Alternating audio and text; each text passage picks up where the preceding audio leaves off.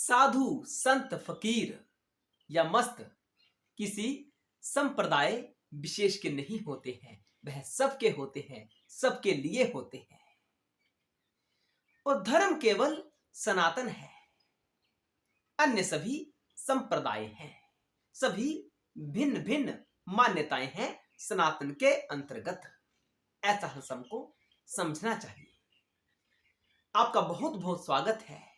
Channel को subscribe करना ना भूलें अगर आप चैनल पर नए आए हैं, क्योंकि इस चैनल पर शंकर जी के विषय में ही ज्ञान प्रदान किया जाता है। धर्म केवल एक ही है जिसे सनातन कहा जाता है। सनातन यानी शाश्वत, यानी जड़, जो सबकी जड़ है, सबका मूल है। कोई इस बात को माने या इस बात को ना माने, इससे सत्य पर प्रभाव नहीं पड़ता है। सत्य सत्य रहता है, कोई उसे माने या ना माने। सत्य को मानना यानी विद्या में स्थित रहना, यानी शुद्धता में स्थित रहना, शिव भाव में स्थित रहना। सत्य को ना मानना यानी अविद्या, यानी माया। माया का आवरण किसके ऊपर? शिव के ऊपर, आत्मा के ऊपर। अविद्या कहीं भी हो सकती है। किसी भी संप्रदाय को मानने वाले के ऊपर माया का आवरण हो सकता है। ऐसा नहीं है कि अविद्या इस्लाम के ऊपर ही है या क्रिश्चियन धर्म के ऊपर ही है। अविद्या तो हिंदू धर्म के मानने वालों के ऊपर भी है। अविद्या किसी के ऊपर भी छा सकती है। माया किसी को भी प्रभावित कर सकती है। यह सनातन सिद्धांत है। तो धर्म केवल सनातन है, दूसरा कोई धर्म नहीं है। हम सांस लेते हैं, हम जीवित हैं। सांस लेना बंद हो जाता है, हम मृत घोषित हो जाते हैं। यह सिद्धांत है सनातन का। इसे कोई बदल सकता है? इसे कोई नहीं बदल सकता, क्योंकि यह सत्य का सिद्धांत है। हमारे कान सुनते हैं, हमारी आंखें देखती हैं, हमारा नाक सूंघने का कार्य करता है। क्या इसे कोई बदल सकता है? नहीं बदल सकता। ना तो इसे कोई हिंदू बदल सकता है, ना इसे कोई मुसलमान बदल सकता है, ना कोई क्रिश्चियन बदल सकता है। कोई नहीं बदल सकता, क्योंकि सत्य सिद्धांत है, मूल सिद्धांत है। यही सनातन है, यही शाश्वत है। सदियों से यही सिद्धांत कार्यरत है और आज भी यही सिद्धांत है जो नहीं बदल रहा। वही सत्य सनातन हो सकता है। आजकल टीवी चैनल्स के ऊपर एक विवाद चल रहा है कि साईं बाबा की मूर्तियों को मंदिरों से बाहर निकाला जा रहा है। यह कितना उचित है, कितना अनुचित है, हम इसके ऊपर अपना विचार साझा करने का प्रयास करेंगे। संत, साधु, फकीर, मस्त, ये सबके साझे होते हैं। इनका संबंध किसी संप्रदाय विशेष से ही नहीं होता। टीवी चैनल्स के ऊपर, बड़े बड़े चैनल के ऊपर कुछ साधु वेश में कुछ जीव इस प्रकार का भाषण कर रहे थे जो लग रहा था ये साधु है ही नहीं। क्योंकि साधु वही हो सकता है जिसका शिव तत्व जागृत हो,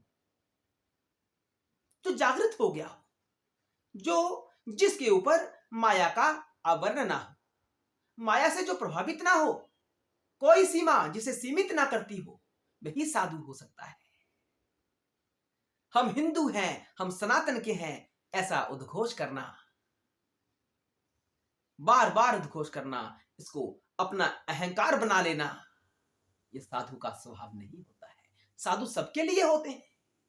हमने और आपने अगर साईं बाबा जी का चरित्र पढ़ा होगा तो हमें लगता है कि वह एक जागृत आत्मा थे, वह सिद्ध महापुरुष थे।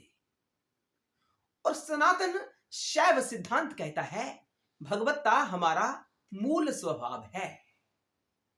हम वास्तव में कौन हैं? हम वास्तव में शिव हैं। हमारे ऊपर माया का पर्दा है, माया का आवरण है, हम माया से आच्छादित हैं। इसी कारण हम जीव संज्ञक हो जाते हैं। हम भूल जाते हैं अपने उस स्वभाव को जो परमात्मा का ही रूप है। हम भूले हुए हैं, इसलिए जीव बनकर घूम रहे हैं। हमने स्वयं को सीमित कर दिया है। हम स्वयं की इस बात को सिद्ध करने के लिए लगे हुए हैं कि मैं हिंदू हूं, मैं मुस्लिम हूं, मैं क्रिश्चियन हूं। लेकिन जो मनुष्य जीवन का उद्देश्य है वह हमसे पीछे छूट जाता है। हम उसे नजरअंदाज कर देते हैं,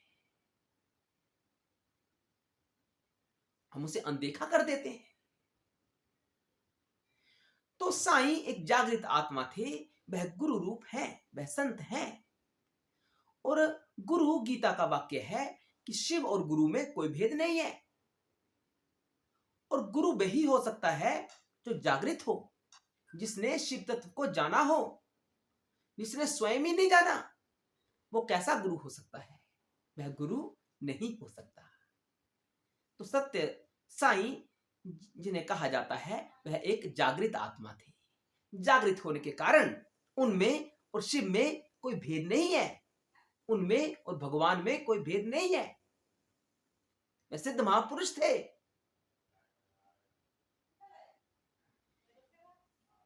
उनका ऐसा अपमान नहीं करना चाहिए। हमें ऐसा लगता है हम साधु भाव से यह वाक्य कह रहे हैं, क्योंकि संत सबके होते हैं।